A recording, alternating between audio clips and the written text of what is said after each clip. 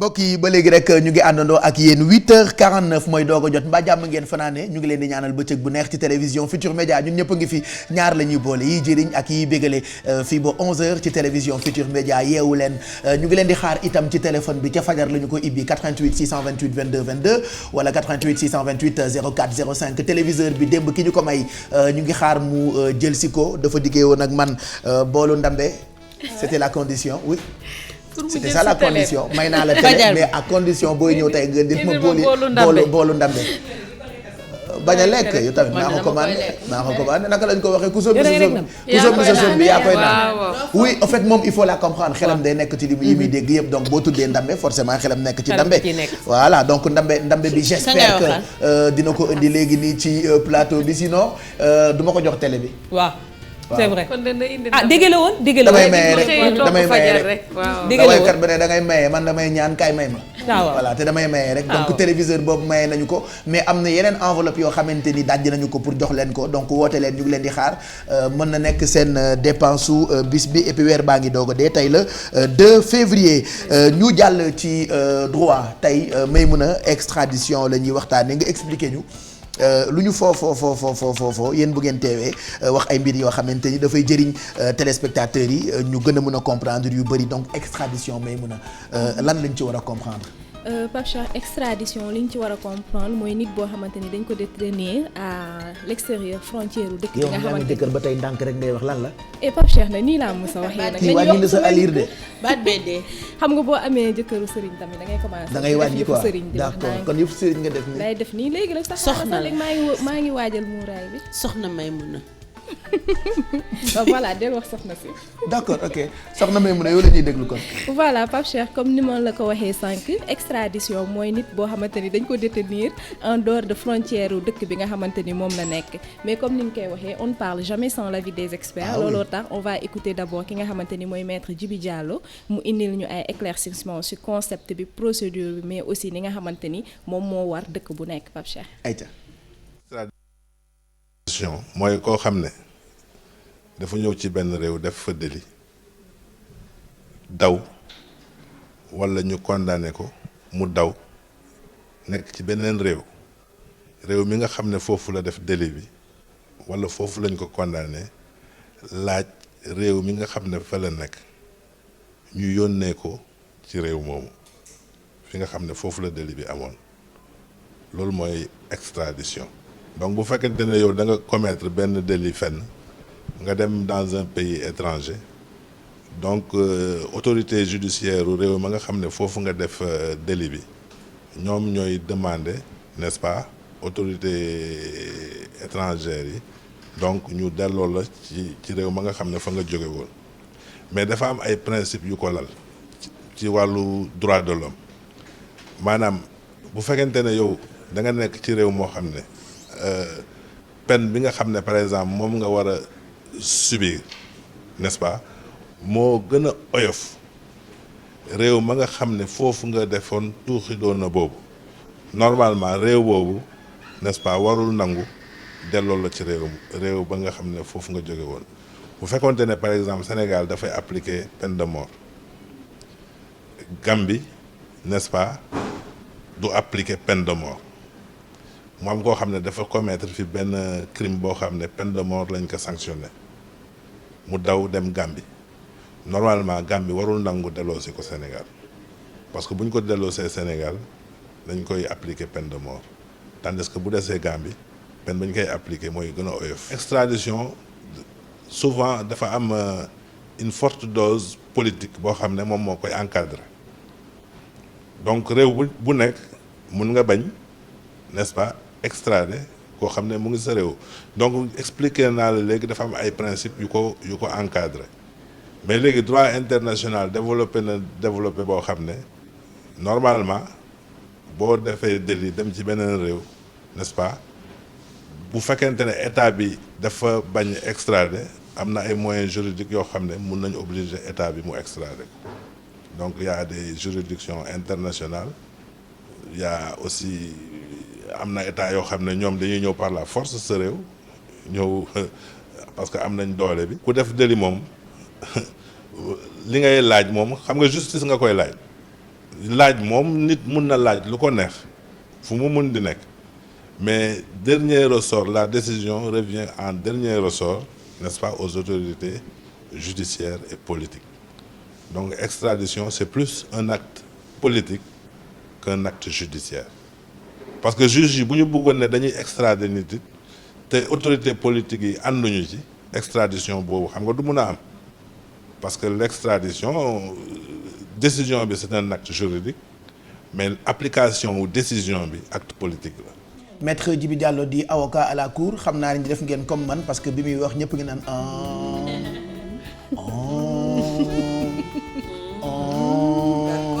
mon père qui fait ah bon et moi je fais et je sais que yéen tamit def ngeen d'accord kon noonu la demee.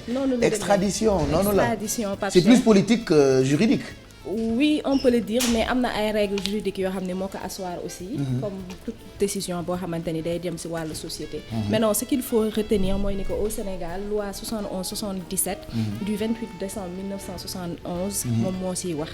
Donc nag mu am ay conditions yu bëri yoo xamante ni dañ ko teg. Maintenant dëkk bu nekk tam am nga sa souveraineté par rapport à des décisions comme ni mu ko wax dafay am plan bi nga xamante ni décision judiciaire lay nekk. wala mu am beneen plan boo xamante ni politique la mais bu ñu xoolee ci wàllu yoon après autorité politique yi maanaam ay président de la République wala ministre de la justice ñoom dañ ci am benn baat boo xamante ni ça leur revient. Donc moom moo tax mu ne c'est plus politique. Que juridique d'accord. Que juridique par rapport à ça. Maintenant li nga xamante ni toujours mooy extradition su Sénégal yenn conditions yi la mën a amee. C'est-à-dire su fekkee ki nga xamante ni dafa nekk biir Sénégal. dëkk bi nga xamante ni moo koy laajte. moom foofu la bàyyeekoo.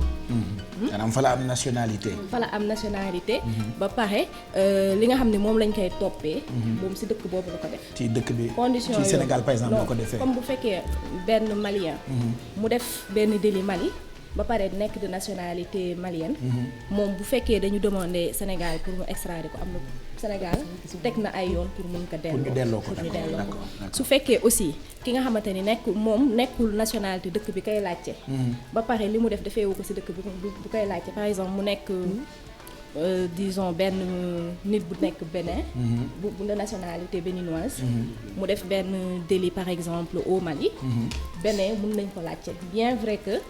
délit bi Mali la ko defee mais loolu moom la ñuy wax espace communautaire c'est-à-dire ci UEMOA la ñu bokk comme cas wu Hissène Habré gis nañ yeneen dëkk yoo xamante ni sax nekkul sax ci continent africain ñu demandé à ce que ñu indi ko foofu ñu juger ko loolu tamit yoon mayee na ko mais mayee na aussi su fekkee ni que délit boobu mu def Sénégal dañ koo condamné même bu fekkee ni que kooku nekkul de nationalité pays bi koy laajte te boo bu nekk délit boo xam ne boo ko defoon Sénégal dañ lay jàpp kooku tamit bu ko beneen dëkk boo xamante ni moo gën a nekk ci condition pour juger ko laajte Sénégal dafay teg ay base yoo xamante ni yu leer pour ki nga xamante ni dañ ko jàpp ñu mën ko yóbbu ci dëkk boobu. D'accord. Maintenant bu fekkee yow dañ la jàpp te nekkoo de nationalité sénégalaise avant ñu la chaque fois bu ñu jëlee benn décision dañuy ñëw indi la mise en demeure c'est-à-dire wax la ni que lii lañ nar a def. D'accord. léegi à chaque fois ñu wax la ko nag tu as 3 jours. pour bu fekkee da nga am avocat mu opposé wala mu lancer benn processus. Maintenant su fekkee nag 3 jours yi dafa passé rek yow décision boobu amatul ci recours. D'accord. léegi comme par exemple man ni ma la bëggoon laaj comme par exemple dëkk bu nekk yan condition nga war a mën a extrader par exemple nit ki comme bu ñu jëlee sunu cas ki nekk Gambie. waa conditions yi mooy comme moom ni mu ko expliqué il faut déjà état bi nga xamante ni moo bëgg ñu indi ko moom mu formuler demande bi c'est-à-dire mu expliquer ni que moom dafa bëgg ba pare comme ni ñu ko waxee il faut mu am benn décision wala benn délit boo xamante ni dañ koy notifier par exemple mu nekk mandat d'arrêt boo xam ne dañ ko lancé contre cette personne ñu notifier mandat d'arrêt mais dafay am décision boo xamante ni c'est sur le plan juridique boo xam ne dañ ko jël moom mooy accompagner demande bi par exemple nga ni kii dañ koy toppile parce que mun nañu def demande d'extradition koo xamante ni dañ koy topp kenn jugé buñ ko donc kooku tamit mooy prévenu bi mun nañ demander ñu indi ko pour ñu juger ko mais koo xamante ni tam jugé nañ ko ba pare xam nga am na ñoo xam dañ leen di juger par contumace léegi mooy nekk ñu fi ñu def dara daw bu ñu defee dara daw ñu juger leen ils deviennent des condamnés ay prisonniers lañ normalement mun nañ demander ñu indi leen mooy mais aussi koo xamante ni dañ ko condamné ba pare mu yëg décision bi mu daw génn ko territoire bi tam kooku mun nañ demander à ce que ñu indiwaat ko d'accord parce que am na ñu bari ñuy def ba pare daw def ba pare daw wala nga def ñu bàyyi la liberté provisoire provisoire. après ñu woote pour rendre verdict bi nga dégg ni dañ la tëj wala da nga am condamnation ferme nga daal di génn territoire yi xam nga boobu yow kii nga prisonnier nga bu fekkee da nga daw tamit dañuy demander à ce que ñu indi la mais aussi Pape Cheikh am na ay conditions yoo xamante ni Sénégal du ci extrader nit c'est-à-dire su fekkee nit ki nga xamante ni dañ koy demander ñu extrader ko même bu fekkee dafa dem Belgique wala France wala Espagne mu def fa benn délit s'il est de nationalité sénégalaise kenn du ko extrader. Ah d'accord bu loolu fekkee kayitu Sénégal la yor quoi. Sénégal Très la am bien, d'accord. et il faudrait que kayit boobu mu am ko avant mu doon def fee yi donc nekkul ni que nga bàyyi ba nga def fee yi doog kayitu nga nekk fii ñu nekk waaw, processus ak yooyu nga dem ut sa carte d'identité ak yooyu Ok, donc il ok. faudrait que sa nationalité justificatif de nationalité bi nga am ko avant ngay def fee D'accord, yooyu d'accord. maintenant bu fekkee tamit dossier bi nga xamante ni dañ la koy toppee Sénégal juridiction yi xool nañ ñu jàpp ni que c'est plus politique que judiciaire Sénégal du la nangu extrader d'accord, su d'accord. fekkee aussi délit yi nga xam ne da nga ko def suñ la delloo dafa am ay possibilité de violence wala ñu def la ay torture bu ñu la delloowee Sénégal tam du la nangu delloo mais su fekkee tamit li nga xam ne dañ la koy toppee prescription bi am na par exemple mën nañu xam nga tey su fekkee nit dafa def comment dis-je escroquerie par exemple si benn niveau xam nga 3 ans lay jël prescription mooy dootuñu la ko mën a toppee même bu fekkee yaa ko def maintenant su fekkee ki nga xam ne dafa daw dugg Sénégal bi ñuy demandé ñu extrader ko délit bi mu def prescription am na ci kenn du la delloo kenn du ko delloo par exemple temps bi nga xam ne moom lañ la waroon xaar pour topp la bu temps bi passé kenn du la delloo D'accord. et en dernier lieu mooy ñi nga xamante ni dañ leen di juger comme ni ma ko waxee nga xamante ni bu ñu leen delloowee seen dëkk y a des possibilités ñu rey leen peine wala de ñu def mort. ay Ok, torture kenn du leen yooyu ñooy delloo xam quoi. Sénégal si loi am du leen delloo d'accord donc balaa ngay daw ak extradition dañ lay delloo duñ la delloo nga bañ a def nag moo gën. nga bañ a def waaw waaw bañ a def daal la moo gën nga bañ a def waaw dina màtteem du màtte daal bu ca kenn ñuux sa loxo. aussi waaw parce que wóoru la. parce que am na ñoo xamante ni dañuy dem sax ñu juger leen si dëkk ba nga xam ne fa la ñuy daw condamné leen foofu te des fois conditions yooyu mu gën a metti ci ñoom quoi. voilà d'accord merci soxna May comme nee na ñu ne elle réclame son soxna May ñu ngi lay gërëm bu baax. waa kay jërëjëf soxna May Guèye Bambalo. waa kay jërëjëf ci extradition boobu nga wax ñu ngi la ciy gërëm yow de sa waa ji dañ la ko extradé xanaa. waaw enfin. tu as non demandé à ce kooku que ñu soxla extradé la ko indil la ko selon sa loi personnelle sa loi waxoon. moom soxlawuma may laaj keneen su ma ko waxee rek day ñëw. ok merci man kay dee naa sax jërëjëf Maimouna ba mardi prochain di nga indiwaat yan mbir yu am solo soit ci wàllu yoon wala ci wàllu koom dañuy waxtaane léegi nag wàllu aada ak cosaan comme mardi bu jot yeewu culture Aïssatou Paye Fall lañ ci àndal Aïssatou laa wooye léegi wooyu mbëggeel bu neex bi ndeysaan Aïssatou dañu koy njëkkee ak Teranga album bu artiste bi ñu tuddee Cheikh Diagne. waaw Cheikh Diagne benn artiste la bu jóge Pikine ci banlieue bi moom nag ku soppoon Ndongo Lo la donc tey la album bi di génn tey lay génn waaw tey lay génn defoon naa si benn élément bu ndaw xaw ma ndax mi ngi fi comme ça ñu jot déglu benn way mbëggeel la tamit ah il chante trop bien de maa ngi la koy may wayu mbëggeel boobu c'est vrai oui kon dañoo bëggante laa ilaha illallah laa ilaha illallah laa waaw waaw dëgg dóor fayu de ah da ngaa fayu déedéet ah yow kay lu naturel la fayuwuma c'est vrai c'est naturel xanaa imam amul ci kër gi. on écoute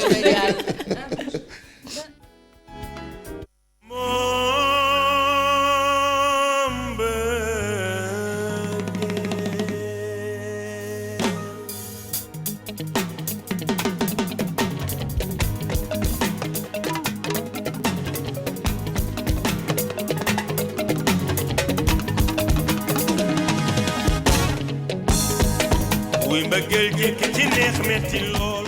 sumay parents bëgguñu woon ma woy mais yàlla mooy dogal ndax tey jii moom bu sañoo tey jii damay jàng parce que au début bu njëkkoon mag ñi dañuy yaakaar ne boo duggee si woy dañuy yaakaar ne bëgg bon la wala dara non mais am na si ñu si nekk di teral seen i waajur di dimbali ñu mënul te woy wi ñu nekk nag dañ ciy bëgg ci kàttanu yàlla dem ba si dimbali jaam ñi di dimbali ñu mënul te yàlla rek a tax.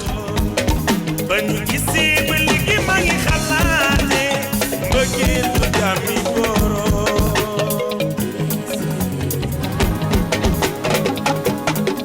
ñetti at ci ginnaaw dama la ñëw si ay soirée di xool quoi di xool li muy joué donc franchement li muy joué aussi neexoon na ma trop quoi neexoon na ma trop donc dama doon wax ni muy nekkal kii ku ko jàppale mu dem donc ba ma ñëwee vacances en 2014 laa jël décidé ne ni donc dama koy produire loolu waral tey jii ma am production ak Cheikh Diagne dugg ko sama label muy sama prod.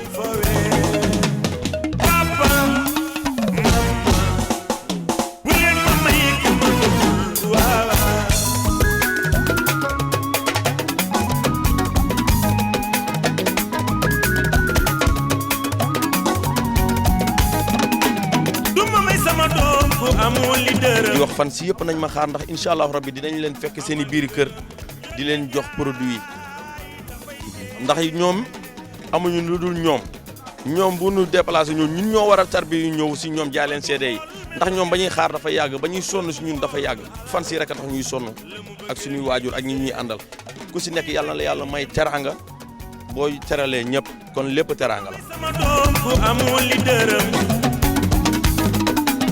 amal ni dërëm ñolle njaay dafay albumam tay lay génn moom Cheikh Diagne dama leen nettali benn anecdote dama dem ci benn resto ma toog bi ma dugg see ñu jël woyam bi mbëggeel bi teg ko di ko teg en boucle di ko teg en boucle di ko teg en boucle ma seetlu serveuse bi saa yu demee ci bar bi daf may xool rek ndeysaan xam naa mu muñ ko mënu koo muñ mu ne ma dégg nga ki doon woy léegi ma ne ko waaw mu ne ma dama bëgg nga koy teg ma ne ko même boo ma ko waxul woon dinaa ko teg parce que il chante bien il a beaucoup de talent waaw dafa doon faral di woy tamit ak nongolo dafa nongolowee waaw dafa loowee dafa nongolowee daawoon na woy si ay mbappat ay ngénte ak yëpp donc ay tour ak ay tour tamit donc ay ndaw jabar ju mën a prononcer man déjà damaa bëri maanaa te mut ñi ma bëri dosé xam naa suñu doom moom dina mujj dotom ndax su ma prononcé nga prononcé bu ñu amee doom xanaa yée lay wax. waaw déedéet seen loolu kañ laa imaginer. waaw du ma la du mën a wax de parce que bu nee rë ma ni rë xam nga dama àndaat ndare. wuyul ma doon donc léegi kon xanaa suñu doom yée lay wax yéen. donc léegi si. bonjour yi. bonjour yi. téye bi téye du mën a wax télé de suñu doom kon téye lay wax téye. ah nga ni kol. ah d'accord kon du ko mën a wax suñu doom. wala dërëm déyam.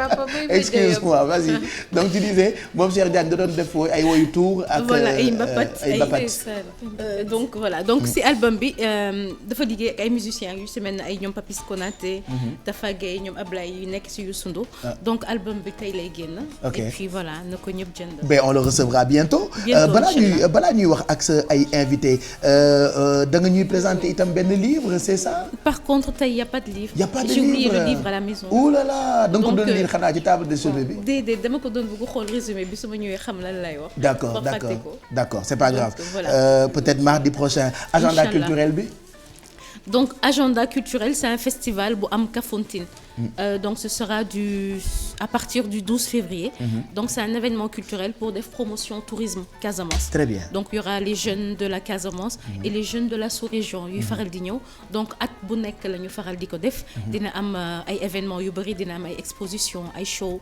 ay conférences donc ça va durer une semaine donc di nga dem kañ lay commencer man ak yow ñooy dem waaw man de Kafountine miin naa ko de waaw je te jure j'ai été là-bas j'ai fait def naa Kafountine ay 10 jours yooyu demaat naa beneen dëkk Karantaba def naa village yooyu yëpp je connais pas par contre avant may ñëw fii def nga yooyu yëpp village yooyu yëpp d'accord seeti paawu joolaay waaw yow tam toogaay bi pour yow la neen la dem naa ci yooyu yëpp Kafountine Kankourang yeeg yëpp man Kankourang laa sax joxuma la Kankourang nii sama kanam gi Kankourang weewul nuruma la Kankourang non pas du tout Kankourang weewu ma nii non pas du tout joxuma la joolaa nii déedéet pas du tout on ira là-bas ensemble donc ñooy demandoo Kafountine am na beneen dëkk bu tudd Kaña boobu il faut que mu yóbbu la ci yooyu yëpp ñu def tourisme tuuti. un mois de lune de miel ça te va. j'ai besoin de 6 mois de lune de miel. mais le mariage d'abord. kon du Youssou jël si ñu. Père Assane mooy ñëw takk mariage bi léegi. ki ko war a takkagul kat imam bi ci télé bi buuba. waaye may leen ñu sëy nag bàyyi leen bu nit ñi bëggantee ngeen leen di xool may leen ñu sëy jàmm na ñooy wax ñu fee baax na mais normalement loi bi bëgg ko dégg naa am nga nekk ak sa jabar bokk benn entreprise non il faut am kenn ku bàyyi pour plus de commodité yi pare wala des entreprises rek am na entreprise yu koy kii de su ma ko takkee damay bàyyi bul bàyyi yeneen télé yi motif de démission la de. mais Pape Cheikh dañ koy bàyyi si plateau bi comme ça des fois nga naan ko mon cœur. c'est non ko bébé waaw dina mel ni jële Fatou dina Mbaye de. waaw. voilà donc en dehors de agenda culturel bi tey da nga bëggoon ñu waxtaan ci laabaan ak yenn ci ay tradition yoo xamante ni fii la fekk baax Sénégal xaxar. waaw d'accord en fait ay traditions yi loo xam ni lu si bëri kenn gisatu ko. dëgg la li ci mel ne laabaan defe naa kenn gisatu ko. mais taas samedi ci guddi laabaan naa ci télé bi de. c'est dommage que t'as pas regardé. Ouais, j'ai pas regardé. Ouais. Dommage. Je regarderai Tu sur te le net. rattraperas, oui. Ouais, sur le net. Sur YouTube. Voilà donc muy li ma doon wax laabaan ay bàkk. ak ban loolu yëpp en fait ay xeetu ak taasu. ban laabaan moo am. waaw am na tamit xaxaar. On est désolé. taalal leen ma waat mu upp tuuti waay tu me donnes de la chaleur toi maa ngi ñax xaxar donc nga ni am na xaxar. donc tey loolu yëpp la ñuy waxtaanee. ak Adja Fall. léegi amoon na benn taasu bu ndaw bu ma defaraloon. donc suñ ko mënee je suis allée la prendre. aywa dimbali bilaay maa koy def loo yu ne tubaab la xamul yi. maa lu ko gën a. nañu nduggi dem ci biir kër yi ay nañu toggal la jëkkër yi ay da yàkkalu goro yi xoolal da yàkkal la njëkk yi jeeg buy sëy war fa suma tey dala de ko sifini jeeg buy sëy war fa suma tey dala de ko sifini na nga déggal jëkkër sama doom li ma lay digal yoral ñette jikko yoral jikkoy gën del yor jikkoy gën bul gën a lee xale yi xoolal bul wax ba gën fa defal lu gën tey wax lu gën soo bëggee ngërëm TFM ndeke tool la bilaayi TFM ndeke tool la Pape Cheikh FM ndeke tool la et TFM ndeke tool la Pape Cheikh Diallo ci diggu tool bi ey di ko defar ba mu moo Biisu Njaay ci diggu tool ey di ko defar ba mu Aysatu Pay ci diggu tool ey di ko defar ba mu Ndey ba den Jaw ci diggu tool bi ey di ko defar ba mu e ma doo Jaw ci diggu tool ey di ko defar ba mu moo Kiya Aydara diggu tool bi di ko defar ba mu e Ahmed Njaay ci diggu tool bi di ko defar ci diggu tool bi. Boubacar Diallo ci diggu tool bi di ko defar ba mu lay lay la laa man dama yéeme gal gaañi lay lay la laa yow TFM Youssou maa jigéen yaa bégal Sénégal adduna wërngal këpp Donc- du yaa fay sagal nit ñi yaay yeete ci réew mi yaay wax lu baax ci réew mi tu as vu taasu fii la fekk baax ah. waaw yëfu Sénégal dëgg la waaw yëfu cosaan dëgg la. mais man dafa am lu ma bëggoon laaj Adja Fall. dañu ne en fait taasu si tradition séeréer la jóge. ah bon waaw loolu la ñu wax donc man dama bëggoon xam yow mi nga xam ne peut-être que yàgg nga si mbiru taasu si ak askan bi nga bokk ak yépp dama bëggoon xam ndax dëgg la si tradition séeréer la jóge. salaamaaleykum d'abord nuyu waa yeewu leen ngi lay fay faal. nuyu Pape Cheikh Diallo yeewu leen gépp ñi toog nii. dem ba njaareem nuyoo fa nag nuyu waa kër maam Alaaji Mbàkke Tànjang ak waa kër maam Cerno Kanc di nuyu Youssou maa jigéen Ndour doomu ndey Boubacar Ndour ak Njaga Ndour tubaarkàlla macha allah léegi nag bu ma nuyoo ba pare ma daal di ñëw ci sa laaj yow Aysatu Pay gor su baax si keroog bi nga may laaj danga ma ne Adja Fall taasu fu mu jóge may la wax taasu aada ak cosaan la ci aada ak cosaan la jóge ah ñi naan séeréer la nag man Adja Fall wax fa dëgg yàlla ci aada ak cosaan ci mag ñu njëkk ñi buñ daan bégal seeni géer dañ daan lal ay basang teg seeni leket temps boobu leket la ñuy teg ak bool di tëggal géer ñi di leen waxal lu neex bu nit tëddee ñu teg bool yeeg paan yi temps yooyu bool paan wala leket ci lan daan tëgg laabaan d'accord waaw xaxar am na ñoo xam ne dañ koy tere ndax xaxar wax ju salte la te d'accord dañ ne kuy jullit waruloo xaxar ay waxu secret la woon. en ay fait, waxu secret la parce que sama ci li ma seetu baay bi comprendre, ndeke patt la façon communication la woon c'est ça. en fait man moo tax ma woo ko parce que dañ ne xaxaar en fait comme par exemple tey yow nga nekk nga takk jabar nga indi beneen jabar bi nekk ci biir kër gi wala tey kenn koo xam ni si li ma jot a xam koo xam ni par exemple on est dans une grande famille mu am ay jëkkër yu bëri yu am seen jabar si biir kër gi yow sa frère ñëw di indi jabar donc il paraît que c'était comme une chanson de bienvenue léegi moo taxoon nag ma bëgg peut-être que man xaw ma ko woon en fait bi ma xamee loolu yàggul en fait looloo tax ma bëggoon moom mu wax si bu baax même bu dee xaxarul parce que li ma wax mooy ne dañ ko tere moom xaxar moom askan duñ ko def xaxar moom dafa di wax joo xam ne dafa seetut bu dee dëgg rek nga bëgg a dégg seetut du wax ju joo xam ni mën nañ ko wax ci télévision dëgg la ba pare dafa xaraam non mais même en fait du lu ñuy wax mais dama bëggoon ma xam cosaanu xaxar bi lan la du question que yow nga def ko. mais ça existe dafa bokk ci aada. dafa bokk ci aada comme tu disais xam nga mag ñi. dañu bëri woon ay façon bu ñu doon jàngalee. comme par exemple man ma indi ma takk Aïssatou. Alfi war a ñëw sëy si donc yéen seen groupe. dañuy def délégation voilà. jéeg ji ñooy kompaloo da ngeen di kompaloo. dajaloog seen i xarit ak seen i dëkkandoo wala ngeen xas ko façon de comme jalousie rek voilà mais da ngeen koy wane juste jour boobu après ñu continuer. en fait façon de dalal femme bi la quoi justement. loolu dalal sax bu doon dalal ba day rafet. dañuy kompaloo ñoom jeeg ju ndaw ji weccet ji. ñooy kompaloo indil la ay wax rek di la sànni ay xeer. waaw indil la ay wax di la wax yoo xam ne dafa salte. màggat ñu ñaaw ñu ras pàcc ñi nga àndal moo xanaa amoo maas. ak yeneen yu ñaaw yoo xam dañ ko ciy teg yoo xam ne dëgg yàlla. ak ni ma ko xamee mën naa ko wax ci taasu ci. kii bi daal di non bul ko taal ci leneen kon moo tax ma ne la xaxar dafa xaraam. dafa mais quand même dafa bokk ci suñu aada yooyu yëpp dafa bokk ci aada ak cosaan. dëgg la mbirum jigéen la. dëgg la comprendre nga. mais loolu moo tax teewoon nag Adja defe naa même bu amoon bu njëkk ba tamit du teewoon ko da nga doon xaxar pour indi. xiiroo ak ŋaayoo da nga koy def gis sax léegi dinañ yeb seet di xaxar. voilà di comme seenante da ciy am. dina ci am eenante parce que am na ñoo xam ni dañ lay mbii fa foore waru Pape Cheikh Diallo. waaw wala tëmba jëla bu ñu gisee sa défaut. waaw yàlla boo jël wala nga yor bët bu làqoo wéeru guy xam nga bët bu làqoo wéeru guy mooy lan bët bu làqoo wéeru guy xam nga ko. yàlla boo jël mbaa nga pat mbaa nga am loo xamante ne mi ngi ci yow. te bëggoo ko tudd. oh oui parce que dafa meloon ni école militaire xam nga boo ci dee dugg dañ lay sonal voilà dañ lay def visitage tubaab bi noonu la ñu donc voilà xaxar un peu nga toog di jooy. oui c'est dommage que ak heure bi mënuñu ko def ci télé bi. wax leen ñu ci doon wax mais dafa bokk aada ak cosaan njëriñ la ci réew mi nan ko firi. Pape Cheikh Diallo aada ak cosaan njëriñ la ci réew mi nan ko firi. lay la asalaamaaleykum Pape Cheikh Diallo Adja Fall lay nuyu bi gën ci nuyoo yi asalaamaaleykum Ndeye Maguette Diaw du maa ngi lay nuyu asalaamaaleykum Aïssatou Faye maa ngi lay nuyu asalaamaaleykum Yobé Ndiaye maa ngi lay nuyu wa aada ak cosaan njëriñ la ci réew mi nan ko firi.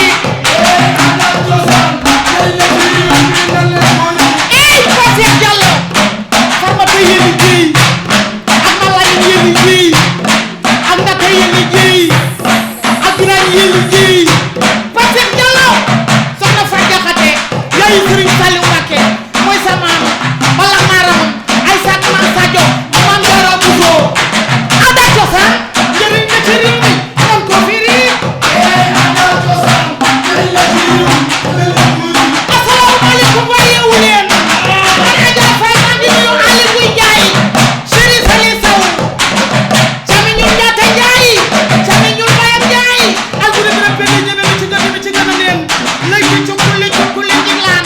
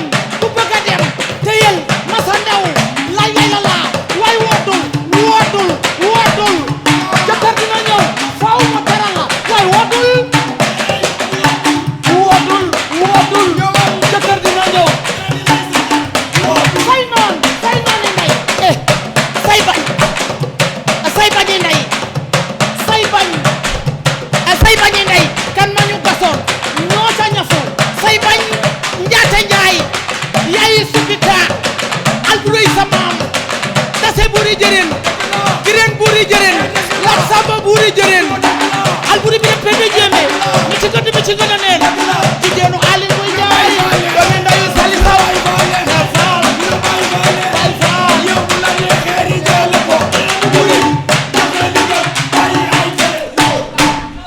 merci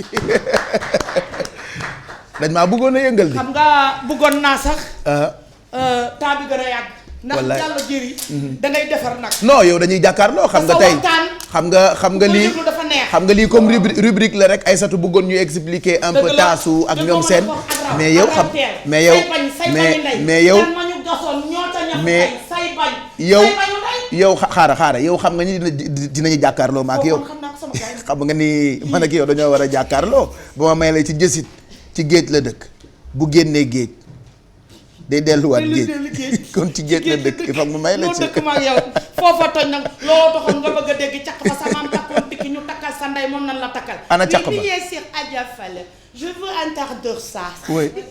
Elle veut comprendre le caq. Non, elle m'avait dit. Oui. Elle m'avait dit de chanter, oui. de faire le tassou. Oui. Avec ce qu'on dit. Et moi je comprends pas. Oui. Et le caq. Moi je dis pas ana caq ba. Moi je dis caq ba sa maam takkoon tikki moom nan la takkal ak raw teel.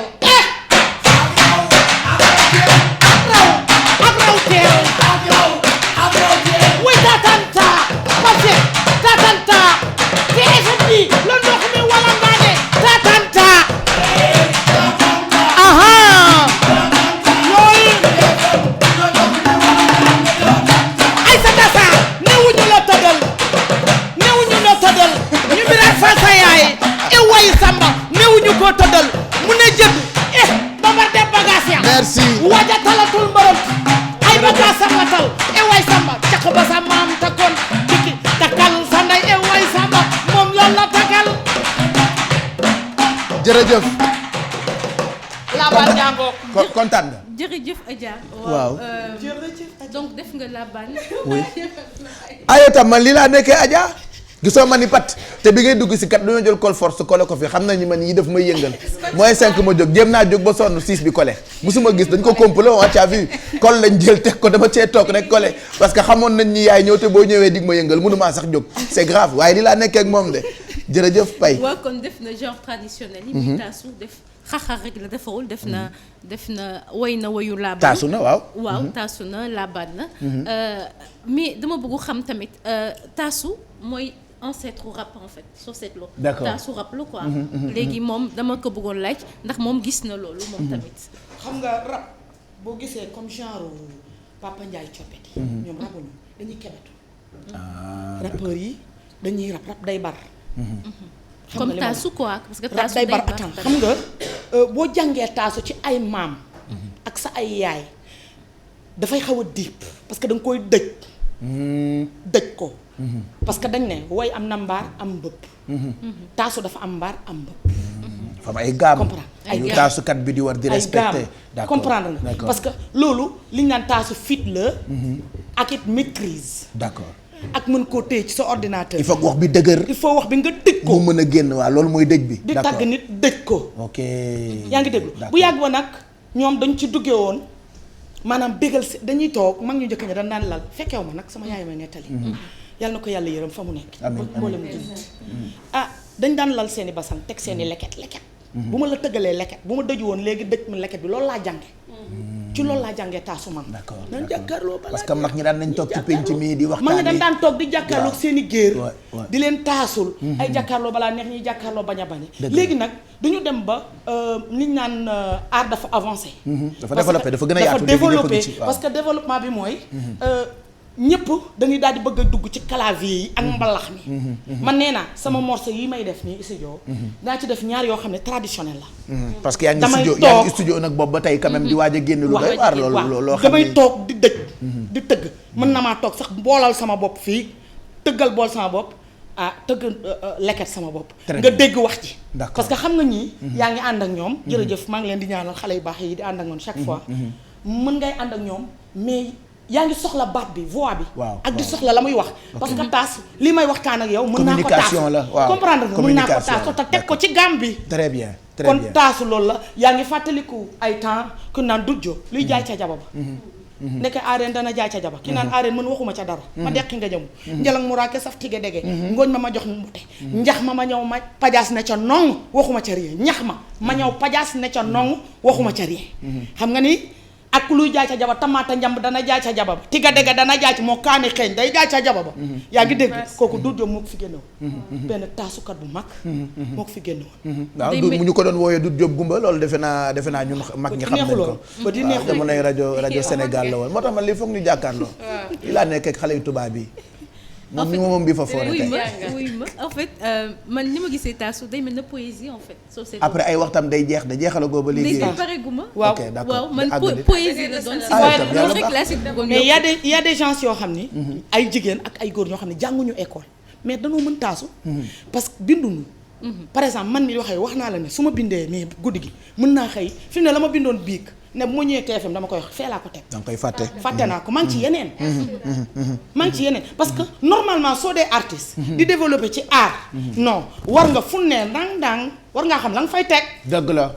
xam nga pour man boo njëkkee génnee Pape Cheikh bu moom bi fa foore dégg nga. laa du ma leen di fa foore baal naa la. Adja si sa jigéen. Elas Kanji nuyu na la. ndeysaan waa kër maam Thierno Kanji ñu ngi lay nuyu. Elas Kanji nee na ku baax nga. waaw nit ku baax waaw Adja si directrice à la place des souvenirs. waaw man mooy sama directeur sama Adja xarit si boobu tamit Adja maa si ngi koy madame nuyu chéri Boubacar Ba.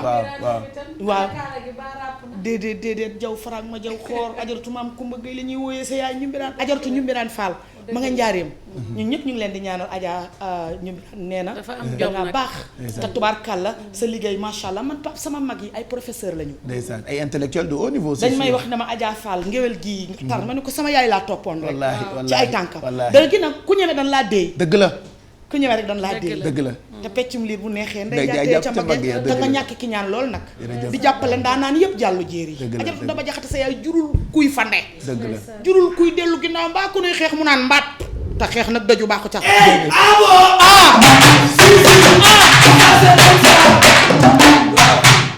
waa lii la sama groupe la kii mooy groupe saf lii kay groupe saf la léegi dañ yóbbu dem nañ Maroc dem nañ Nouakchott da ngeen di def ay tournée gi yëpp liggéey on travaille c'est le boulot oui ak gagne-pain ñàkk tedd yal na la yàlla defal cet jàll jërëjëf Adja Fall kontaan nañu lool di remercier Ndiaté Ndiaye nag ci habillement bi Ndiaté moo fi jaar Ndiaté Ndiaye Albouri Biram Penda Njémé waaw mi ci nga demi ci nga neen moo jaar fii nag waaw madame Ndour sa xarit nuyu na la tout de suite di nuyu waa association taasukat yi di nuyu nag waa dina ma neex waaw ñoom daaro may mun a fóode tout l'association Mame Aïcha wallaay saa yi ñu la gisee dina ma neex kontaan wallaay xam naa ni may nga ma temps ci sa ñàkk ki ñaan rek nee naa la ca kaw nga jëm wax naa la doomi tuur laa de lay dem barke yonent yàlla Muhammad du ma jay doomu aadama ci kaw nga jëm barke yonent bi ndeysaan yàlla baax yéen a arrière moom moo naan dellu ca ginnaaw nen ndett loolee di nelaw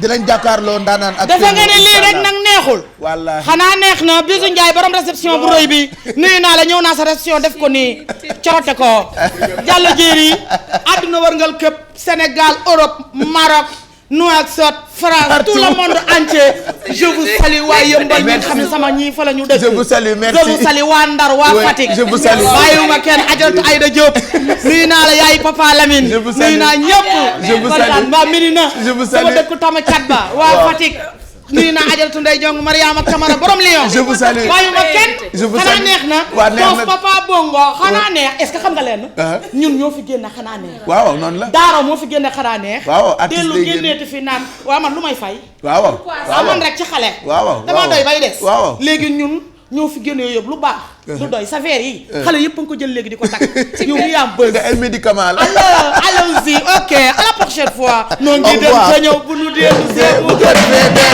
yaa ngi dem te ñëw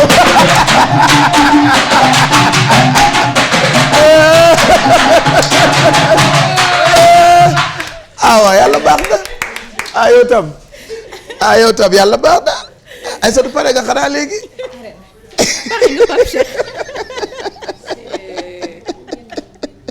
C'est grave ça.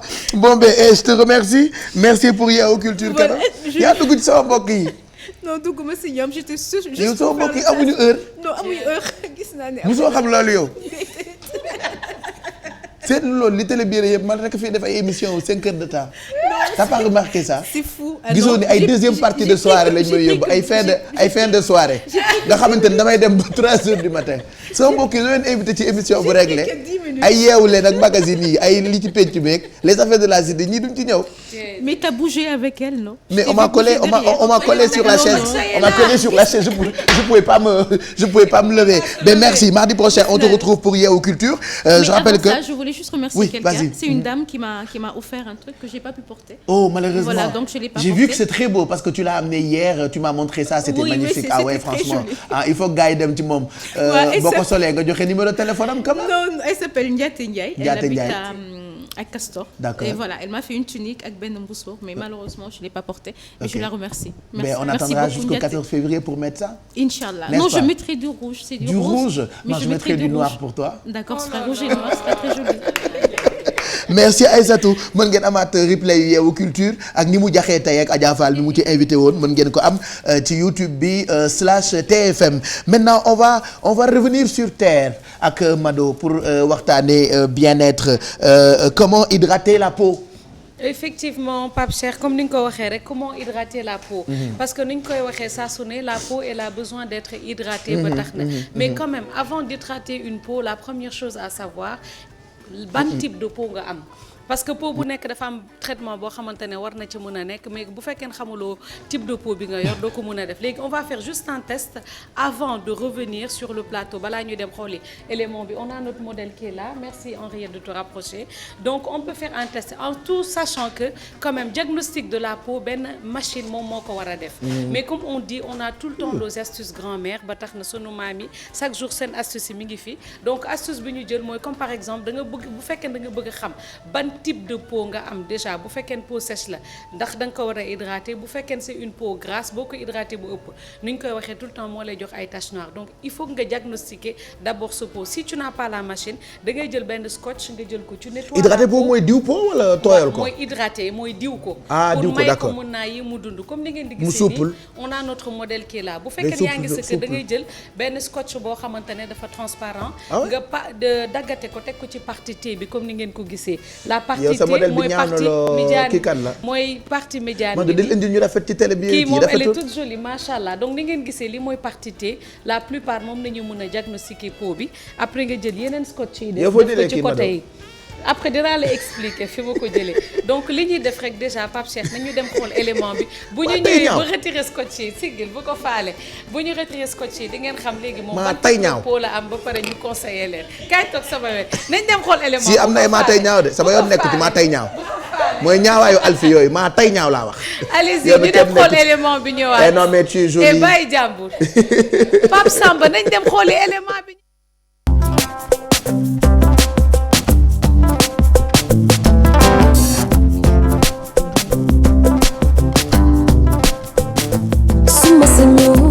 femme d'affaires lay doon toog ci banque.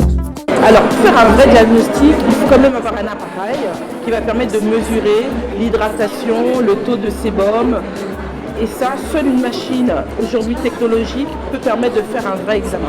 En général, ce sont des peaux sèches ou des peaux grasses, suite à l'utilisation de produits vraiment trop nourrissants et en fonction des saisons. Et puis surtout, la peau elle va devenir sèche si on utilise des produits qui vont l'agresser. Et donc forcément, on va prendre l'hydratation de la peau et avoir des résultats quelquefois un petit peu dommages. Alors, pour bien hydrater une peau, le visage c'est quelque chose d'à part. Donc on ne traite pas le visage de la même manière qu'on traite le corps.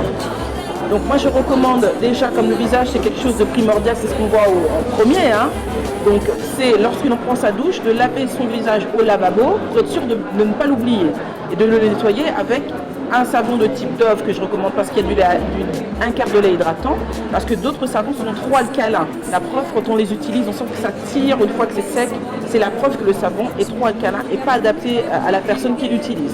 Donc déjà pour le visage, un lavage à part, le matin et le soir, parce que le soir on transpire, donc le matin il faut se laver le visage. Et le soir quand on rentre, il faut se laver parce que on a eu de la poussière, on a salué les gens, on les a embrassés, donc il y a beaucoup de poussière, on a le visage qui est presque aussi sale que les mains. Alors qu'on prend le temps de laver les mains et pas le visage. Et pour le corps, alors ne pas hésiter à utiliser des laits nourrissants, c'est important, à boire au moins 1 litre d'eau par jour, ça c'est fondamental, 1,5 litre par jour, si possible en temps d'harmattan de pouvoir prendre au moins 2 litres d'eau, et une fois par mois, faire un masque qui va enlever l'excès de sébum pour les femmes qui ont une peau grasse. Si on mange trop gras tous les jours, on va avoir des boutons qui vont apparaître, ça va nous faire des taches aussi noires. Donc il faut quand même essayer de manger des légumes de temps en temps, une salade, un accompagnement, même si on le mange dans la petite sauce que j'ai découvert ici, la vinaigrée. Mais il y a des légumes, il faut les manger. Voilà, manger au moins ces légumes-là et éviter manger beaucoup de poissons, favoriser le poisson par rapport à la viande. Vraiment, les femmes sénégalaises sont très très belles. Vous avez un teint que j'admire, que je trouve formidable et que j'aimerais retrouver dans les années à venir. Et vraiment, je favorise à continuer à garder votre teint naturel. Et pour celles qui ont envie de changer de peau, de savoir que vous vous condamnez alors à vous hydrater encore plus la peau et à utiliser donc des produits de qualité pour éviter après d'avoir des traces que vous connaissez.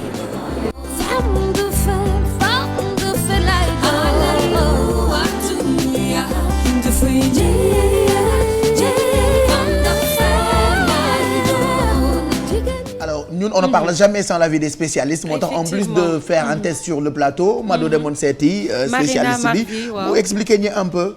Voilà Pape Cheikh comme ni ñu ko waxee donc bu fekkee da ngeen dégg ñuy wax diagnostic de la peau lu tax ñu koy def c'est pour savoir type de peau bu ñu am déjà donc lan moo koy def d'habitude on dit que dañu war a utiliser benn appareil boo xamante ne moom mooy mesurer taux d'hydratation bi nga xamante ne moom nga am et surtout le taux de sébum bi nga am sébum bi ngeen di dégg mooy produit bi nga xamante on peut pas dire produit mais moom le corps bi di nga xamante ne moom lay joxe c'est un déchet parce que c'est de la graisse c'est le sébum lu niin lay donc nous parfois on n'a pas ces machines là te malheureusement même fii dans les grands instituts peut-être mais bareegul au Sénégal nga am appareil boo xamante ne dina mën a diagnostiquer sa peau pour te permettre traitement bi adéquat bi war a mën a ànd ak sa yaram donc on a toujours nos astuces de grand-mère moom la ñu defaral suñu modèle bi pour nga mën a xam déjà ban type de peau nga am donc comme ni ngay jëlee tout le temps scotch bi teg ko ci tous les parties du corps donc c'est conseillé nga jënd mën nga jënd scotch mën nga ko jël voilà pour nga mën a xam nan la donc boo ko gisee bu fekkee da nga ko dindi nii comme par exemple boo leen xoolee bu baax scotch bi gis nga dafa niin bu baax donc on peut dire déjà que suñu cliente moom bi ñu am tey elle a une peau grasse bu fekkee ne da ngay gis ni c'est que tu vois là moom la ñuy xam que sébum la pour xam ndax peau grasse la yor ou voilà donc boo laalaatee aussi bakkan bi tu vois c'est complètement dafa niin bu baax donc on se rend compte que moom elle a une peau grasse mais surtout au niveau de la partie T mooy partie médiane bi boo xoolee fii par contre c'est moins niinul torop donc ce qu'on veut dire que moom elle a une peau mixte boo déggee peau mixte boo xam mooy partie T bi dafay niin les deux côté joues yi moom day faral di wow on peut dire ça donc bu fekkee ne nag sa kanam fii yëpp dafa niin on peut dire que tu as une peau grasse et à partir de ce moment là ci ngay xam ndax li ngay diw sa yaram dafa war a bëri wala warul bëri wala tel ou tel diw nga war a def sa kanam c'est clair donc boo defee toujours scotch bi nga xamante ne rien ne sort on peut dire que là tu as une peau normale léegi on revient par contre ci partie bi nga xamante ne nit ki moom la war a hydrater yaramam bu fekkee ne sa kanam dafa niin toxob tu as une peau grasse comme ni nga ko wax l'excès est nuisible ce qui fait que boo diwoo da ngay am ay picc ak tache noire yi nga xamante ne on peut prendre notre modèle aujourd'hui moom la am parce que buy diw kanamam dafay def diw bu bare on peut faire le test on lui donne moom mu tibb diw bi nga xamante ne moom la tàmm diw ci kanamam vous allez voir jëlal nga defal sa bopp après qu'est-ce que ça fait jël non juste pour voir déjà ñaata diw lay diw voilà mais Mado balaa ngay def test bi da ngay raxas sa kanam ba pare voilà son visage a été nettoyé d'accord gis ngeen ko on a eu un truc nga nettoyé ko ba mu set donc boo xoolee bu baax la main de suñu modèle Henriette bu mu tibbee diw bi moom la jël pour def ko ci kanamam alors que booy diw sa kanam du li nga ci war a def boo defee ni Pape Cheikh voilà au fait c'est juste normalement une noisette mooy li njëkk a génn benn toq rek moom moo war a génne te nan nga koy xamee pour test bi boo ko jëlee tu appliques là kon kanam benn toq rek la benn toq rek mais ñun nag malheureusement on a tendance à utiliser toq yu bari voilà léegi dañuy wax en li réalité toq yi lu mu mu bëri diw doyul. kanamam mu xool diwal sa liggéey kanam. toq yi na toqee rek soxna May ñu ngi jéggalu de ci wax. voilà nga yëkkati bu baax menton bi léegi fi mu ne nii sa kanam niin na wala niinul sentir que ne niin na. waaw niin donc na. c'est ça donc ñun nag le problème qu'on a Pape Cheikh c'est parce que quand on se met de la crème on a l'habitude de mettre de l'excès léegi boo ca defee li mu def nii. dafay warul bare ëpp quoi ok warul ëpp donc ok. bu ëppee moom moo lay jox tout le temps les problèmes là Lii. parce que la poussière yooyu yëpp dafay nekk ci sa ci yaram kanam. léegi bu yàggee nag moom moo lay jox ces problèmes de comédon yi nga xamante ne moom dañu am surtout njëg ji nga xamante ne dañuy xeesal Ok. booy xeesal pour yow balaa sa kanam di gën a weex mooy la ngay diw dafay bare alors que tu peux utiliser juste une noisette non seulement hydrater sa yaram diw ko te doo am problème yi nga xamante ne moom ngay am saa su ne donc c'est des astuces yoo xamante ne joxe woon nañ ko tey ay Merci. conseils di bàyyi nit yi pour ñu bàyyi ci xel bu baax parce que tout excès est nuisible Pape Cheikh. merci Mado mën ngeen amaat replay yu bien-être Mado soin de soi ci YouTube /TFM wala sax suñu site internet di www.igfm.sn merci Mado pour ces conseils bien-être maintenant on va voyager un tout petit peu bu weesoo actualité am na yu nit ñi xewal ci dëkk yi d'abord on va parler de cette petite poche bi nekk ci pantalon yi man xaw ma lu muy jëriñ te pourtant mu ngi ci tubay yëpp. ñu ci def ay waaw. ñaar fukk rek pour yow lu muy jëriñ. Briquet. briquet. oui. def pièce man d'habitude caabi laa ciy def. clé. ay satu pièce. ouais. pièce et pourtant bi ñu ko doon defar c'était pas pour ça actuellement la ko nit ñi jël ku nekk ut boo loo ciy dugal. ñii pièce ñii caabi ñii yeneen ak yeneen ku nekk ak li nga ciy dugal. te boo ko ci dugalee balaa nga koy génnee bëgg a dee. difficilement waaw. te là tu galères tu tires pourtant ci premier jean bi waa Lewis njëkkoon defar en 1879 existé woon na ci déjà c'était pour les cowboys en fait parce que ñoom ñëpp dañ doon am montre gousset. d'accord. xameen mooy montre yi yi am kii am naa ko ci sama kër ga waaw. voilà yi am chaîne yi. taayu montre gousset la ñu jël defar poche bi pour boo ko ci jëlee def. sa montre dugal ko ci biir c'était D'accord. justement pour ça. D'accord. c'est une raison très banale et actuellement kenn amatul montre gousset loolu moo tax ku ci nekk boo jëlee sa jean poche bu ndaw bi. lu la Leneen nekk nga ciy ciy def, dugal d'accord. mais à la base c'était pour les montres gousset et que tout le monde se demande parfois mais poche bi ça sert à quoi. surtout boo ko jëlee dugal ci dara mu bañ a génn sa xol bi day jeex tàq. ngay laajte lii lu ci suñu yoon pourquoi ñu defar ko c'était. exactement c'était pour les montres gousset donc beneen utilisation bu ci am. ñun ñoo ko ci andi mais à la base c'était pour ça. super même si loolu dafa xew. ñeent téeméer yi ma yor lem-lemee ko balaa ñu may tafu. dugal ko ci ñoox ko ci je te jure ah. c'est bon à savoir ah donc c'était pour montre yooyu noonu moo taxoon ñu defal ko ci et c'est resté.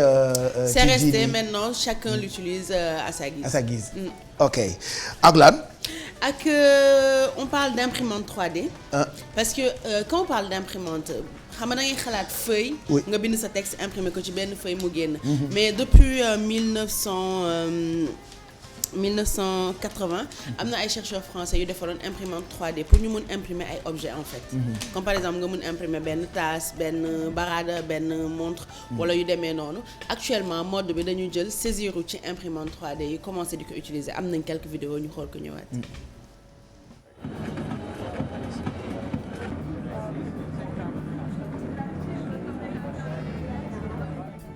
tous on regarde nga suy tubaab du moroomu naar de.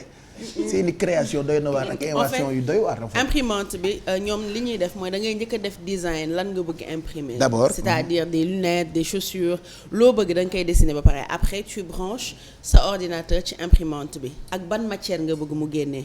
su fekkee PVC la bu fekkee plastique la bu fekkee tissu nga bëgg mu génnee. bu fekkente ne assemblage de tissu yu bari nga bëgg ñu génn wala ay paillettes wala ay strass comme tu veux tu mets tout dans la machine. imprimante bi comme on dit impression là en fait. impression d'accord ça imprime en fait mais couche par couche la koy teg. Ok, par exemple ok, quand tu te ok. dis première couche bi dentelle laa bëgg dentelle ci Lay biir njëkk a programmation bi dentelle lay njëkk a génnee. Ah. après si tu veux deuxième couche bi beneen tissu soie laa bëgg day imprimer beneen soie. D'accord. actuellement créateurs yi dañ ko commencé jël pour def ko ci défilé prêt-à-porter yi am na d'ailleurs ay robes ak ay yoo xamante ne defoon nañ ko benn défilé c'est des robes imprimées mun nañ xool défilé bi avant ñuy continuer war nañ quelques photos.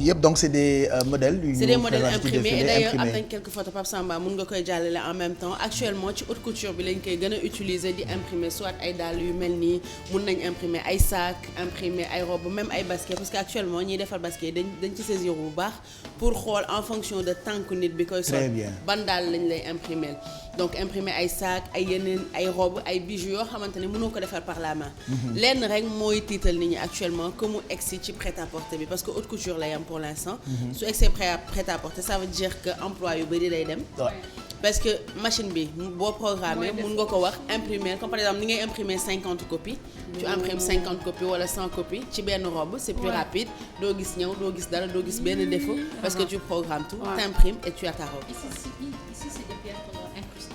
Tu programmes en fait ci biir machine bi y a des au niveau de la tu mets les matières tu mets Pierre waaye dama ragal Pierre da Silva génn ci li ngay imprimer donc quand tu appuies Pierre donc tu programmes programmation informatique la nga gis ay Pierre da Silva yu bëri yu génn mu nekk robe wala dàll wala donc Pierre en robe moo lay gën a waaw d'accord merci Bijou c'est tout nouveau et c'est tout Bijou n'est-ce pas waaw boo ko waxaatee feneen fay ma duraan auteur de c'est tout nouveau et c'est tout Bijou ah wala boog soxna May am te bii da koy soog a inventé donc day cher. C'est tout nouveau et c'est tout Bijou. Il y a un truc que je ne comprends pas souvent ça m'énerve quand je regarde défilé yi Alfie li ma koy bëgg yëpp buy défilé dama koy tàllal loxo mais day fas kanamam pourquoi mannequin yi bu ñuy défilé ñu fas seen kanam. Tout le monde se pose la question parce que mannequin tu as l'impression que quand tu les vois elles sont tristes. Fes moka bi j'étais assis donc Alfie daf may romb def naa ko tàllal naa ko loxo ba sonn mais mu fas kanamam. Et j'ai remarqué que tous les grands mannequins du monde noonu la ñuy def pourquoi ñoom mannequins yi ñuy fas seen kanam. Alors question boobu Pape Cheikh ñu bari dañ koy laajte ku ci nekk ak sa thèse ñii nee nañ dañuy xiif moo tax. comme duñu lekk dañuy régime léegi bu ñu régimé bu ñu bañee daanu ci pëñam bi dañuy bañ a def beneen geste bu dul dox rek nga xamante ne dañuy concentré wu ñeneen ñi am nañu dem sa banaan mannequin yi est-ce que du nekkul dañoo constipé ñoom ñëpp moo tax ñuy bañ a. ñuy bañ a sourire bon mu ne du teew ñuy nataal. Seydi Ba. man moom su ma koy def su ma reetaanee damay paniquer damay jaxase sama paay. c'est selon. waaw il faut ma concentrer wu ci li may dox.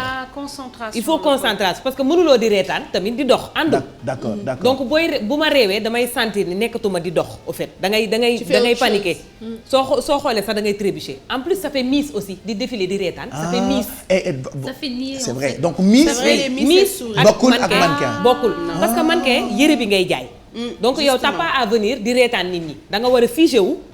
am posture. mettre en valeur li ngay pour nit ñi bañ a concentré wu ci sa reetaan parce que boo réewee yow la ñuy xool sa visage la ñuy xool. voilà léegi est-ce que mun nga jóg jàngal ñu nu ñuy fase kanam bi kenn mësul gis ni kaay woon ma sa kanam ni nga koy def. yaa ma montré s'il te plaît en perspective y a certainement ñu bëri ñuy seetaan ñu bëgg a nekk mannequin. léegi s'il vous plaît mes très chers caméramans de CNN. ils viennent tous directement de CNN hyper professionnels les caméramans je veux que son visage.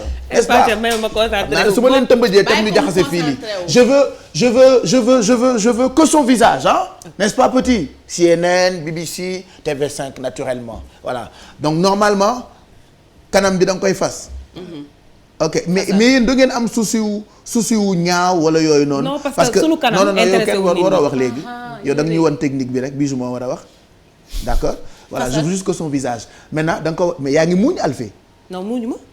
ok en fait il faut nga jël sa kanam def ko benn manière boo xam ne du bouger. maanaam pas dem ci kii bi di def nii. et c'est valable pour góor ñi ak pour jigéen ñi. pour góor ñi ak pour jigéen ñi parce que comme elle a dit. tu dois pas te mettre en valeur toi. yow nekkoo staru podium bi. c'est l'habit que tu portes qui est la star. C'est le styliste qui est la star ce soir donc toi tu dois juste porter l'habit modèle ñëw défiler wane yére bi wane que yére bi nice na donc du sa bopp ngay wane. mais am na quelques mannequins yoo xamante ne comme Angie benn mannequin bu célèbre quand elle venait défiler da doon reetaan di fecc di pose photo ak. c'est pas normal. c'est pas normal. Ouais. Mais moom par exemple loolu moo nekkoon point fort am ba finalement styliste yu bari dañ doon bëgg mu ñëw ndax personnalité am. mais c'est très rare parce que styliste yu bari dañuy ragal yow nga voler leur la vedette. Au lieu qu'on parle du styliste et de l'habit. Ou de la tenue, on parle de plus de toi. Voilà. Tu veux devenir mannequin?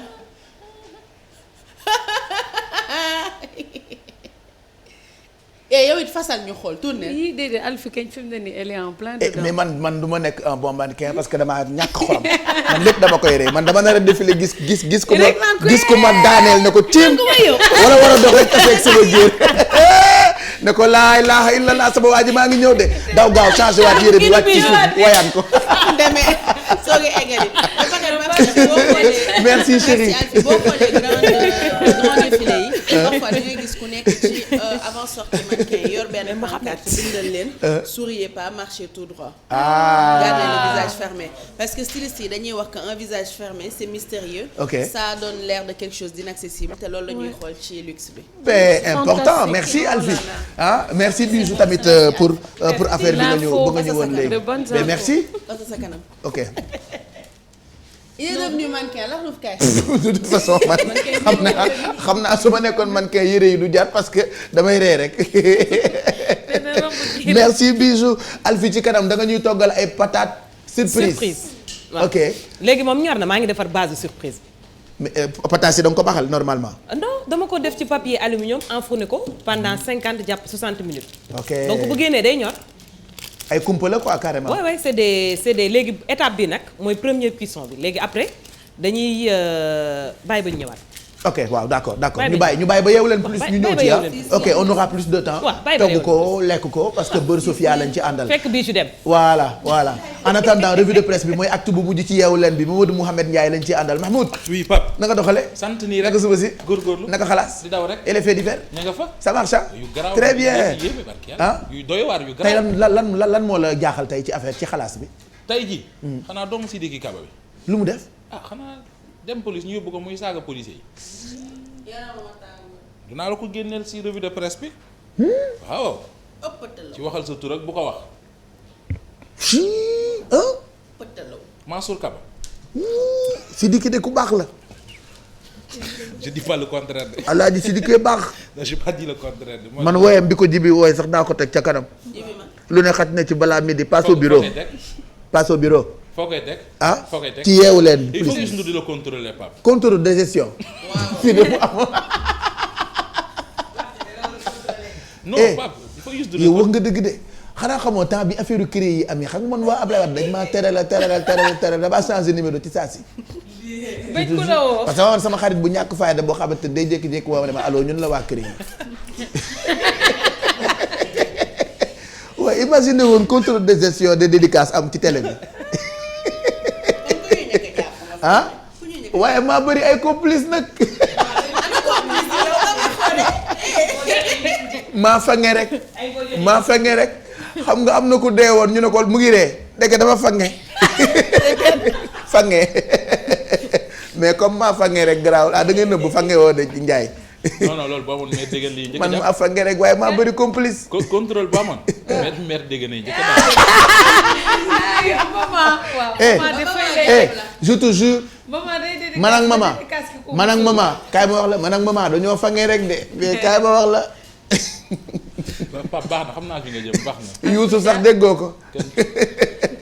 Youssou day dóor de. ba muy wet Cheikh Amar neen dafa nëbbatu naan Marie ak Cheikh Marie pour nit ñi bañ a comprendre. Marie wala mu way mboot di ko ci neen dafa cof dóor bi noonu Marie ak Cheikh Marie.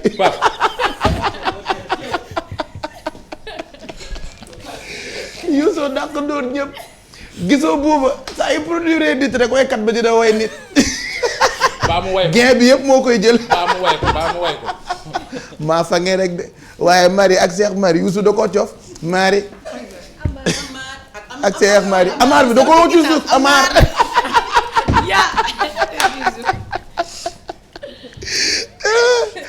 Youssou bu doon dóor nag xanaa xamal les affaires de la cité sax dañ fay dóor. ay.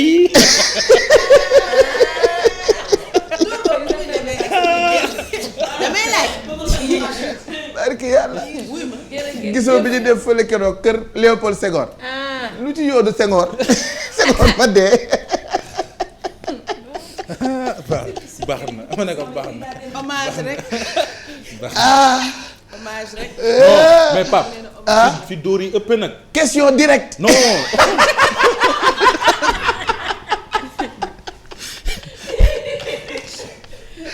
barki Serigne Touba damaa fange rek mais kay ma expliqué la dóor yi fan la ëppee. jongante. jongante. déedéet fi dóor yi ëppee laa lay wax léegi. déggoo Boubs bu tegee woyu Dior Diagne bi je suis un prince nee na Dior ay yaayam kañ la ko Dior jur. man apparemment mère boobu ñu mu jur bari na de. kañ la ko Dior jur. ku nekk nee na mooy yaayam mooy notaire bi. mais bi gën a garaaw mooy dóor bi gën a garaaw mooy Youssou. Marie ak Cheikh ak Cheikh Marie. ci xoolal te déwén si nag mu dellu si jaar ko ci ay mbootu nag. ak kan. ak kan. ak kan. Aïssatou Diop Fall. Aïssatou Diop Fall. waaw day dóor de. day dóor de ku mu mës a dóor. Aïssatou. yow sa invité Aïda Ndiong sama yaay ji moom ma nangu ma ñoo yàgg ma yàgg Aïda Ndiong. ma ne ko oh million. million. xam nga li ngay wax nii bu sa kàddu daanoo ma ngi ci internet ba. bu boy pare di ñibbi. bu def yeewu leen plus nañ dem. voilà Mamadou di ma convoqué. allez on finit ak revue de presse bi jërë ngeen jëf. bu dóor ci revue de presse bi de. bu ci dóor de su ma ciy dóore. boo paree da nga naan dédicace fin bi dédicace. revue de presse su ma ciy dóore. Marie. Amar ak Cheikh Marie. jërë ngeen jëf. ñu dem ci observateur Pape ñu ko ubbi mi ngi nii. Wade ak Gakou la yéenekaay bi xëyee.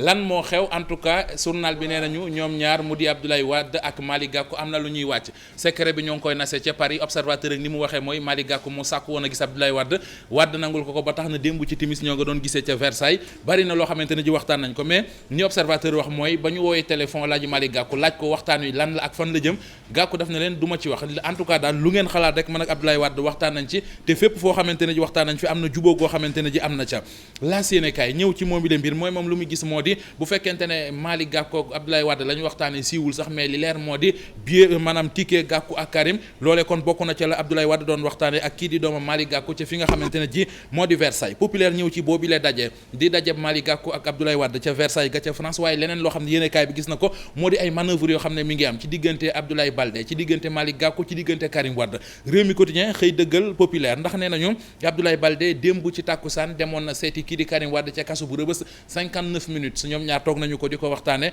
la ñu fa wax yépp réew mi quotidien nañu moo di lu daaneel njiitu réew mi ay pexe yooyu kon la ñu fa doon das ñu fi jëlee kii di Macky Sall Khalifa Sall mi ngi ci Sud Quotidien du moom dong moo fa nekk kii di Omar Sarr mi jóge woon ci parti réew mi ma nga fa Malick Gakou mi jóge woon ci AFP ma nga fa Modou Diagne Fada mi jiite moom it fàqamaanu parti démocratique Sénégal yi ñoom ñeent ñooñu la yéenekaay bi xëyee ay second couteau leen journal bi tuddee ñu ne dañu révolté wu yéenekaay bi xëyee ab jàngat ci parti politique yu mag yi ak crise bi nga xam ne ñoo ngi koy dund lii journal bi di laaj mooy de daal ana yooyu les partis politiques jamono ji ñuy waajal présidentielle 2017 yi fan la ñu jëm ñu dem ci direct info fekki fa Macky Sall njiital APR lan moo fa xew yéenekaay bi direct info nañu partem bi ci tas la jëm ca banlieue bu Ndakaaru ne foofee ñëw ga fa Macky Sall war a ñëw moom moo leen féewale kenn ku nekk bëgg a wane sa bopp bëgg a wane ne maay mobiliser dem teeru ji kii di Macky Sall ñu des ca banlieue bu Ndakaaru ak kaddu yi bawoo ci Serigne Sidi Mbacké Alxuraan ak ni mu weddee Abdou Karim Sall njiital ARTP fan yële ca ginnaaw Idrissa Seck dafaa demoon seeti ko moom Serigne Sidi Alxuraan ba ñu génnee ñu ne Serigne bi nee na Idi lay jàppale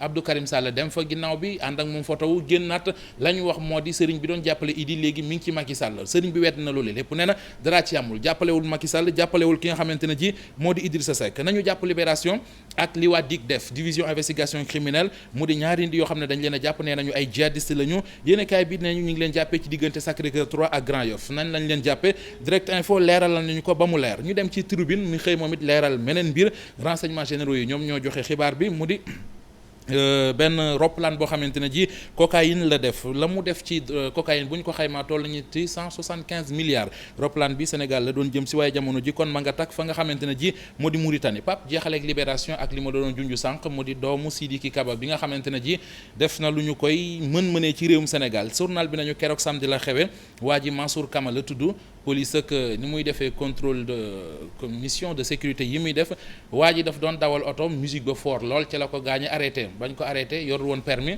ñu jël ko mook ñi mu àndaloon yóbbu ca commissariat bu Rebeuss ba ñu demee ba foofee mu bañ du joxe turam alkaati yi doon insister mais dañoo wax mu bañ gannaaw bi ca la leen doon saaga bi alkaati yi génnaate ci oto bi ñañ fa fekk la ñu laaj kii mooy kan ñu ne leen kii mooy Mansour Kama doomu ministre de la justice garde des sceaux ca lañ ko joxaatee ay bagages am ak yëppam bàyyi ko mu dem libération nañu bi muy génn sax da doon yëkkati dën nag di ngandaloo ak ni mu ko waxee jox nañ ko convocation nag pour mu ñëw mais journal bi sax dem na ba teg ci ne gëmul ne waa ji dana wuy ci. ok d'accord papaam de ku baax la ñu ngi lay gërëm bu baax yow tamit bul fàtte yaa aye suba dégg nga. waaw yaa aye suba 7h la yeewu leen di commencer. non comme gisee nag sama marraine yi kay garaaw. ah gisee ngeen. mon ami mais ne pars pas xaaral ñu tàggoo xaaral ma tàggoo ak ñii ñu gisee dama la soxla sax dañoo war a réunion léegi pour xool programme bu suba bi. pour xool suba programme bi nan lay demee. non mais yëf yi du mu rëbb la rek. on va finir cette partie balaa ñuy ñëwaat ak yéen ci yeewu leen plus bi Mado. merci ba suba bu soobee yàlla. waaw merci à Dorébé Fashion nga xamante ne ñu ngi 2 voies Liberté 6 Camp Pénal seen numéro de téléphone di 77 778 47 21 merci Bibiche du ay dóor dama fànge rek. waaye nu ku nekk dóor ku nekk bu la neexee dóor yàlla sax dañ koy dóor dañuy julli di woor di ko ñaan mu ñuy teral voilà yooyu yëpp ay dóor la quoi nañu dóor bu ñu neexee vas-y gërëmal soxna may bambaloo. waaw maa ngi lay jox dig daje mardi prochain maa ngi remercier Complexe Sophia pour la coiffure. ak madame Sagna Damara pour la tenue. Tata Fat Laye nag moo sagal moo leen sagal nag vraiment moom daal amuñu fayam en fait. ki fa mënul dem rek booy Aïssatou Paye Fall. départ bi ba tey. yow mosoo fa dem de. mais mën nga dem ñu lay éti fort. je veux pas. mais éti fort mu gën a xóot. wala mu yóbbu la ci ki may wat Balde. j'ai déjà un coiffeur. mais kaa ma yóbbu la ci Balde. non j'aime pas. Balde dafa mën de. bëgguma Balde Pël Fuuta la te seerul téeméer rek laay fay pour watu. ah kon naa dem foofu. je te jure kooku da lay wut pa naan la kanaa këm nga. je te jure yooyu la may wax de bu ma wotee pa nee na wat bi dafa rafet noonu. naa ma kanaa këm nga ma ne ko man kay dee naa nga ma këm naa koy gërëm nga ni. non gërëmoo kenn. On vous interdit de gërëm vous à la rédaction c'est ça. non c'est pas ça mais c'est que aw ma ku ma gërëm donc je dis à mardi prochain inchallah. d'accord kanaa këm nga. këm na kenn Patas. ka nga waxal Patas. Bijou si. dama lay tuddee keccax de. ay ca koy gërëm. maa ngi gërëm Keccax Diallo. merci Patas. ci yeewu leen bi. Sublime Sophia Liberté 5 si côté terminus bi pour la coiffure et ma mère pour la robe. merci Abi Couture. Mohamed kon maa ngi ñëw waa ñu waxtaan. ayca en attendant ñu jox leen permanence tey c'est 100 présentateurs ñu ànd ci ak service programme bu télévision Futur Média juste après on se retrouve Alfie ak man pour supplément wu yeewu leen plus.